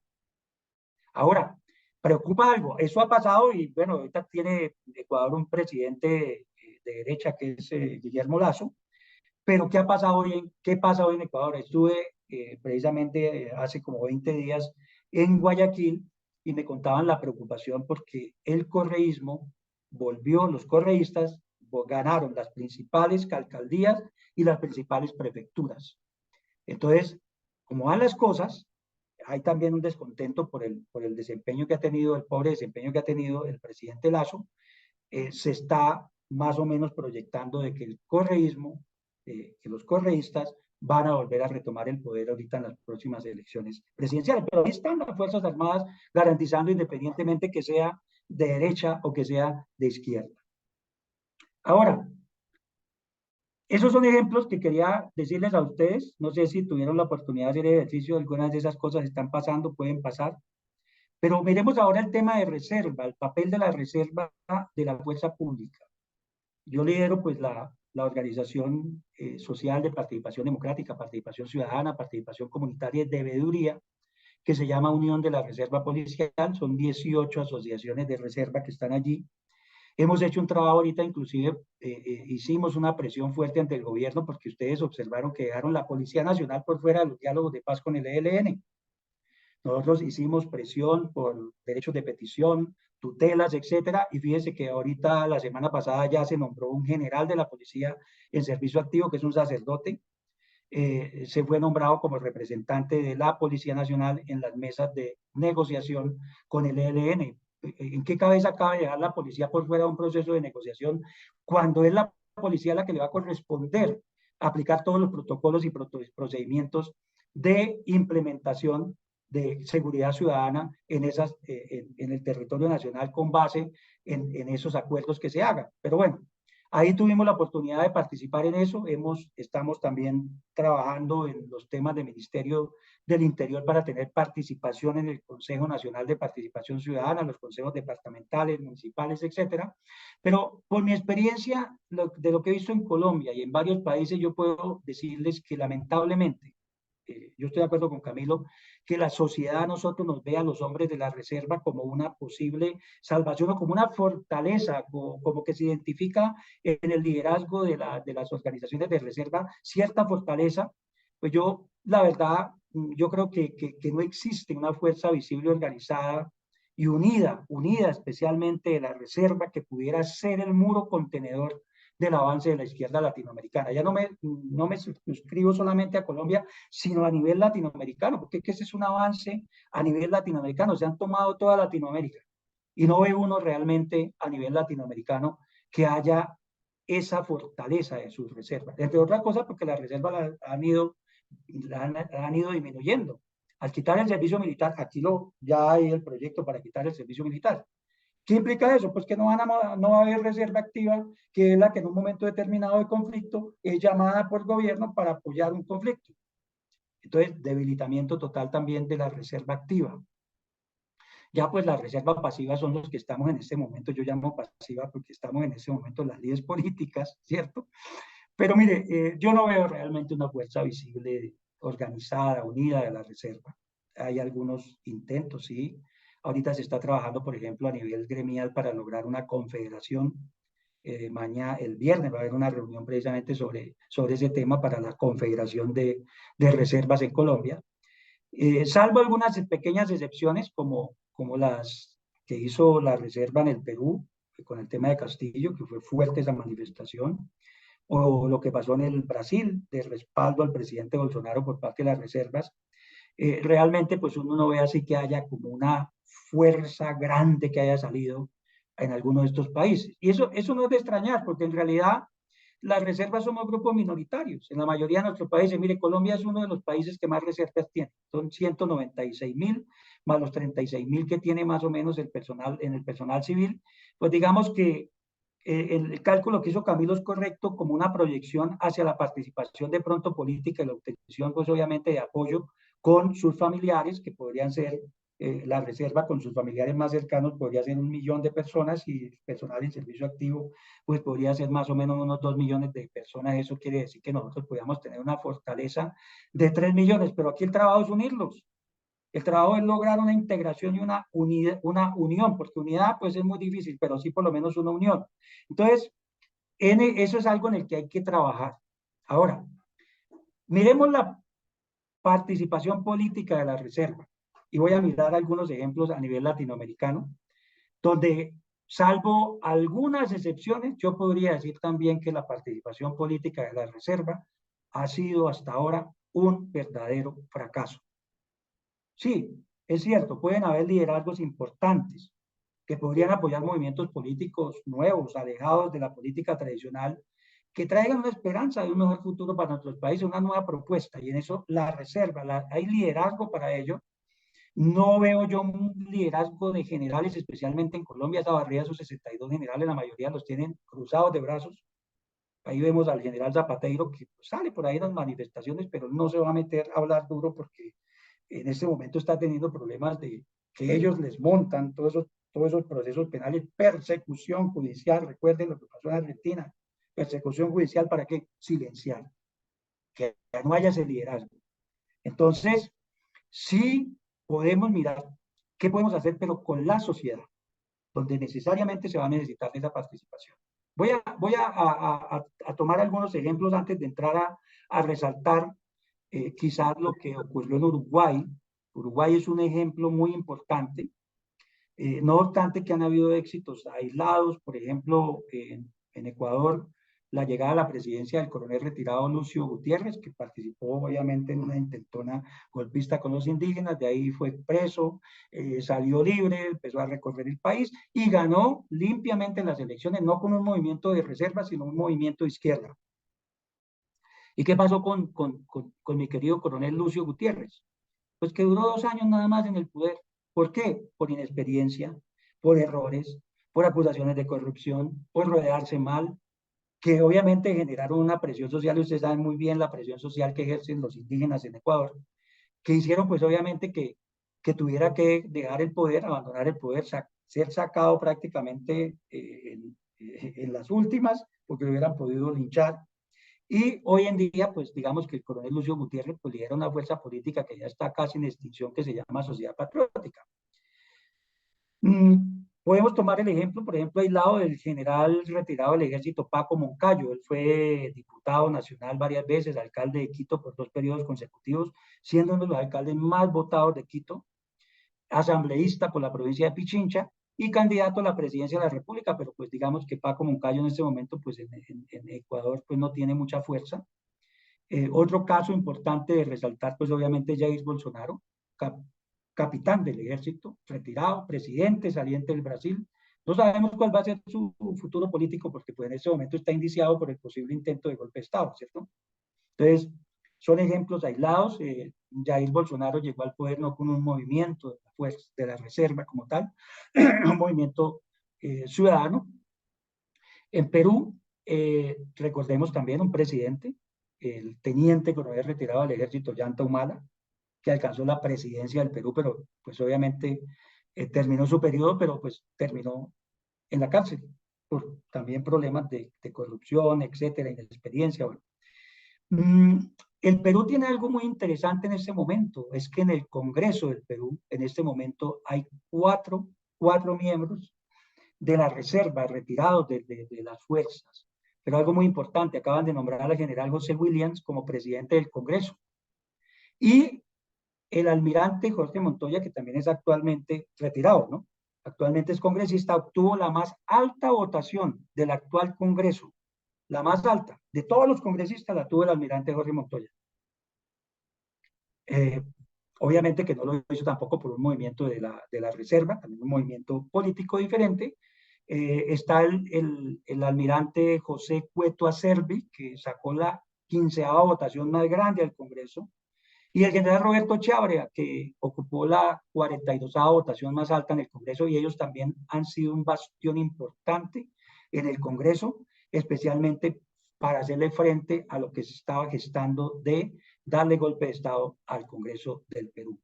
Allí también está el general Daniel Urresti, él era quien fue congresista, candidato a la alcaldía de Lima, quedó segundo ahorita en las elecciones a la alcaldía de Lima, y fue ministro del Interior. Es una persona que se mantiene activa en el tema político, pero también lo hace con un partido que no tiene nada que ver con la reserva. Eso sí, hay 2 partidos en formación en este momento en el Perú, 2 partidos que están liderados por miembros retirados de las Fuerzas Armadas. El Partido de Identidad Democrática, que está liderado por un general de la Fuerza Aérea, Wolfgang Grosso, y de tendencia de centro, y el Partido Unidad de Paz de tendencia de centro-derecha, que está liderado por el actual congresista Roberto Chiabria, el general Chiabria, que actualmente es congresista. En Colombia, ¿qué podemos destacar de éxitos en el campo político? Pues ha habido personas que han llegado al Congreso de la República. Recuerdo el capitán Martínez Guerra, que fueron los primeros. El sargento Luis Elmer Arenas, que fue senador durante 2 periodos. Los actuales congresistas que fueron elegidos ahorita en el año 22, en que yo participé en las elecciones como candidato, la gente Carreño, que ha estado con ustedes varias veces, senador. El sargento Manuel Antonio Virgüez, también que es senador, es un sargento retirado de la Armada. El teniente retirado del Ejército, José Manuel Cortés, representante a la Cámara por Santander. Digamos que son personas que han destacado el trabajo que ha hecho el general Mendieta, que también ustedes lo han conocido, que fue precandidato a la presidencia de la República, con un ejercicio interesante de recolección de firmas, que pues al final no prosperó. Pero digamos que ese ha sido como por ahí algunas cosas aisladas, pero todos estos, ¿con qué? Con partidos que no tienen nada que ver con algo de iniciativa de la reserva. Por eso digo yo que políticamente la reserva pues está todavía en pañales. También hay que destacar logros, ¿no? Aislados de gobernaciones, alcaldías, consejos municipales, asambleas, pero pues obviamente ninguno como iniciativa de reserva, que es el caso que sí quiero resaltar hoy, es el caso de Uruguay, donde un general retirado del ejército, que en ese momento era el comandante general del ejército, renunció precisamente por fuertes disputas y serias diferencias con el presidente Tabaré Vázquez, porque estaba desmejorando el tema de las Fuerzas Armadas. Recuerden que Uruguay también vino de un proceso de un gobierno de izquierda, ¿cierto? De nuestro famoso pensador, que pues tiene todavía mucha influencia en todos estos líderes progresistas, y el general Guido Manini Ríos renuncia y anuncia que va a meterse al tema político. Claro, él tiene una tradición política porque su abuelo fue político, fue congresista, y él crea un partido que se llama Cabildo Abierto, logra ganar varios escaños en el Congreso de la República. Actualmente ese partido Cabildo Abierto se ha convertido en la cuarta fuerza política del país. Tiene una representación de 3 senadores de 30 posibles y de 11 diputados de 99 posibles, y ya están preparándose para las elecciones presidenciales, donde seguramente el general Guido Manini será candidato a la presidencia de la República y tiene muy buena opción, y ojalá que pudiera ganar la presidencia de Uruguay, porque también hay serias amenazas de que podría nuevamente la izquierda volver a tomar. Bueno, eso digamos que como un recuento de lo que es la parte latinoamericana, pero ahora yo quisiera, para finalizar, dejar una reflexión. No sé si la podamos resolver hoy mismo, pero sí dejar una reflexión. Mire, ¿qué puede pasar en Colombia cuando se nos viene un paquete de 18 reformas que han sido radicadas por este gobierno ante el Congreso? Algunas de ellas que generan pero mucha preocupación, como son la reforma a la salud, la reforma a la educación, la reforma al Código Electoral, la reforma a la justicia, la reforma al sistema pensional, entre otras, la reforma a la Policía Nacional, ¿verdad? Ahora, son 18 reformas donde el presidente Petro, muy al estilo de Chávez, no sé si vieron por ahí una foto que estaba circulando donde sale Chávez allá en el balcón con su esposa, su hija, y allí sale Petro con su esposa, su hijo, todos con camiseta roja.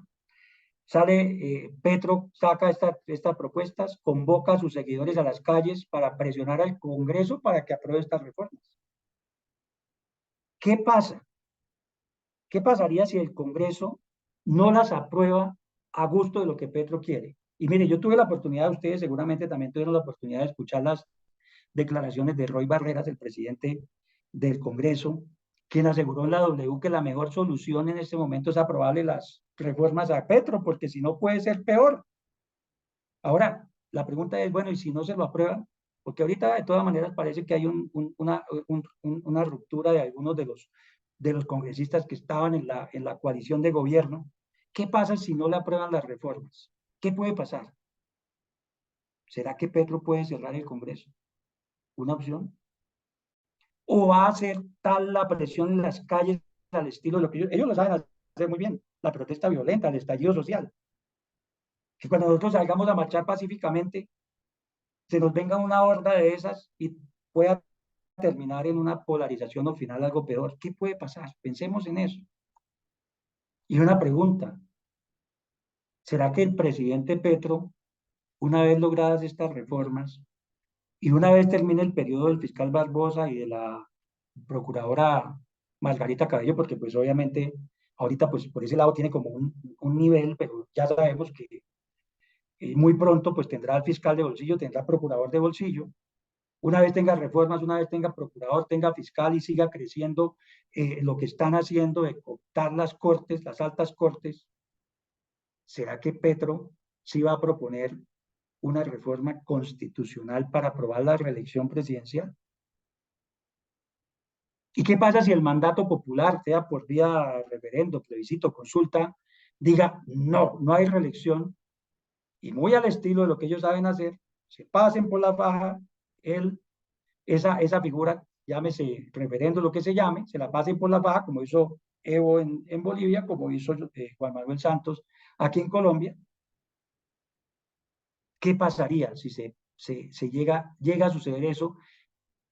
¿Será que nuestras Fuerzas Armadas, las fuerzas colombianas, están a la altura de lo que han hecho otros países como Bolivia, Brasil, Ecuador y Perú? Vale la pena hacernos esa pregunta. Yo quisiera tener fe de que sí van a estar a la altura. Y si ustedes me piden a mí que plantee una respuesta, miren, mi pensamiento es muy simple, muy sencillo. Yo sí creo que Gustavo Petro tiene la intención de perpetuarse en el poder. Y para alcanzarlo, él sabe cuál es la mejor fórmula. La mejor fórmula no es la de Evo Morales, la de Castillo Correa, porque fracasaron. La mejor fórmula es la de Castro, es la de Ortega, es la de Chávez. Entonces, mis queridos amigos, yo sí creo que el futuro de nuestro país dependerá en gran medida de la grandeza de nuestras Fuerzas Armadas. Y también, obviamente, de todos nosotros. ¿Qué podemos hacer nosotros? Pero, ¿qué podemos hacer nosotros? Yo he planteado, mire, tenemos que unir los partidos en un solo partido para llegar al 2026. Los partidos de derecha, de centro tienen que unirse para llegar unidos. Pero, ¿qué ve uno? Uno ve líderes como el de Salvación Nacional, uno ve líderes como los otros partidos, donde parece que estuviera más importancia es su ego personal, pero uno no ve realmente una voluntad en este momento de unión. Salen, hablan y dicen, pero cada uno está por su lado, se vienen las elecciones regionales, uno no ve unidad, uno no ve unión. Se ha planteado, nosotros hemos planteado, únanse por lo menos los tres partidos, Salvación Nacional, Colombia Justa y Libres, el otro, no sé qué, uno no ve eso. Entonces, ¿qué podemos hacer? Indiscutiblemente tenemos que estar unidos y lo mejor sería un nuevo partido que aglutine todas esas fuerzas, que aglutine esos 17 millones de colombianos abstencionistas que no votan porque no creen en los partidos políticos. Y a nivel de Latinoamérica tenemos que hacer algo. Nosotros hemos venido proponiendo la creación del Foro Latinoamericano Reserva y Sociedad, donde las reservas de estos países, las reservas de las Fuerzas Armadas y las sociedades de estos países, y los invito a ustedes en su momento para que ustedes se unan a ese foro latinoamericano. Ellos hicieron el foro de Sao Paulo, bueno, hiciste el foro de Madrid, pero hay que hacer un foro latinoamericano. Pero en ese momento, yo creo que sí dependemos mucho de la grandeza de nuestras Fuerzas Armadas. Pero también, obviamente, lo más importante, dependemos de la voluntad de Dios, indudablemente, que es el único que de manera sobrenatural es capaz de poner y quitar reyes y gobernantes. Entonces, esta reflexión quiero que nos motive a seguir unidos, doña Nidia. Este es un foro muy importante, es un foro que no hay que dejar acabar. Veo muy poca participación, lamentablemente. No sé cómo vamos a hacer para que podamos tener, obviamente, un mayor número de personas. Sé que la mayoría de ustedes no están en este país, pero qué bueno que pudiéramos alargar, agrandar este foro y que podamos empezar a generar esa sensibilidad en el pueblo colombiano y obviamente en un acercamiento a las Fuerzas Armadas, porque indudablemente nuestro país necesita de esa grandeza. Muchísimas gracias. Es cierto, la verdad es que tenemos muy poquita gente hoy y en términos generales no participa mucha gente, por ahí 50, pero tenemos las dos plataformas en YouTube donde la gente entra y ve los videos, que para mí son también muy importantes. De todas maneras, el objetivo es tratar que la gente se comunique, viva lo que está viviendo Colombia y a través de ustedes aprendan el mensaje. Es la radiografía exacta de lo que está pasando, porque desafortunadamente dicen que el país que no conoce su historia está condenado a repetirla. Hemos tenido problemas en los países vecinos, pero no hemos tomado esa experiencia y vamos por el mismo camino, por el precipicio. Desafortunadamente, la parte política ha sido inferior a su responsabilidad. pero hay que mantener el espíritu, hay que mantener la calle para mandarle un mensaje a esos congresistas que están arrodillados por mermelada, de que realmente el pueblo le dio un mandato totalmente diferente a lo que están haciendo. Pero se necesita esa fuerza popular apoyándose lógicamente con las reservas, pero lo más importante de esto es, como decía Manuel, ir creando conciencia de problema para que la gente se eduque, la gente sepa qué es lo que está pasando, piense y, y realmente con la ayuda de Dios más adelante se irá viendo cuáles son las vías de acción para que no se nos pierda la patria. Igualmente me siento como triste porque pues parece que no hubiera nada que hacer. Dicen que sí, salir todos y todo a la calle, estar pero alertas, pero no tenemos cómo defendernos. Ya se ha demostrado de que por más que la gente no esté de acuerdo, así esté yo creo que el pueblo entero completo en contra de esta gente, no vamos a lograr nada. ¿Qué pasó en Brasil? En Brasil estuvo toda la gente en la calle todo el tiempo y no, las Fuerzas Armadas con ellos y igual no pudieron lograr nada. Ese sentimiento es el que tienen todos los colombianos y lo repetía, estuve en una reunión y la gente con mucha convicción tiene esa esperanza sobre nuestras Fuerzas Armadas y sobre nuestra policía, pero tal vez no conocen estas realidades. Nosotros que hemos estado al interior, pues conocemos un poco cómo es ese pensamiento. Uno esperaría que ante una desviación del presidente de la Constitución fuera increpado por las Fuerzas Armadas, por la fuerza pública, sin disparar ningún solo tiro ni nada de esas cosas, sino en un comunicado y que eso fuera refrendado por la sociedad civil. Ese es el deber ser y esa es la esperanza que a la que uno aspira y eso es lo que dice el papel. Por eso hablábamos de todo ese acervo constitucional que le da esa facultad a la fuerza pública de no deberse a una persona, como decía el general de los Estados Unidos, sino a la Constitución. Pero bueno, aquí estamos todavía en pie, con mucha actitud. Hoy hubo una muy buena respuesta aquí en Colombia de toda la masa social, incluso de la Reserva. Mire, yo tengo fe en que las cosas pueden cambiar. La Reserva de alguna manera en este momento se está sensibilizando porque ya empezó el presidente Gustavo Petro a que esas decisiones que él está tomando los afecten a ellos, a la reserva también. De manera que no, hay que guardar esperanza hasta el último momento del suspiro, hay que tener esperanza. Sí, yo le complementaría, Camilo, a Dayana, es precisamente eso. Sí hay esperanza, Dayana, pero tenemos que trabajar, indudablemente. Tenemos que hacer un trabajo muy duro de sensibilización y tenemos que hacer un trabajo también en las calles. Lo que se viene realmente es un trabajo en las calles.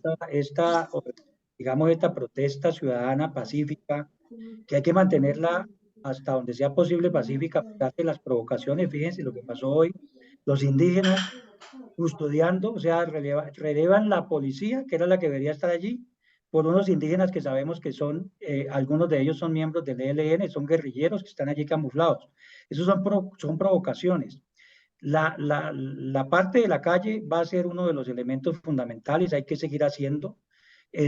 Sí, ha habido la convocatoria del paro nacional, no estamos todavía a tiempo, no estamos organizados para un paro nacional, que esa es otra opción. Están las opciones de los cabildos abiertos. Bueno, hay muchas opciones. Esperanza sí hay, pero dependerá de nosotros los buenos, que somos más, porque los buenos en Colombia somos más que los malos, que podamos volver a enderezar el rumbo de este país. No podemos confiarnos como pasó en Venezuela, que mucha gente dijo, no, eso qué va, eso Chávez en 4 años ya, eso otra vez vienen las elecciones y le ganamos. Y en Venezuela se acabó el liderazgo. Que no nos vaya a pasar lo mismo acá, que se acabe el liderazgo. Afortunadamente, hoy en día tenemos todavía líderes que pueden sacar adelante este país, pero depende de todos nosotros la sensibilización, el trabajo que hagamos. Pero sí hay esperanza, Dayana, sí hay esperanza. hemos mostrado un panorama porque es la realidad, pero yo creo que sí, hay la esperanza. El colombiano es resiliente, el colombiano siempre ha mostrado una gran capacidad de resiliencia y sé que vamos a poder salir de esta pesadilla, ojalá de la mano de Dios. El tema de que hay que trabajar mucho en la reserva.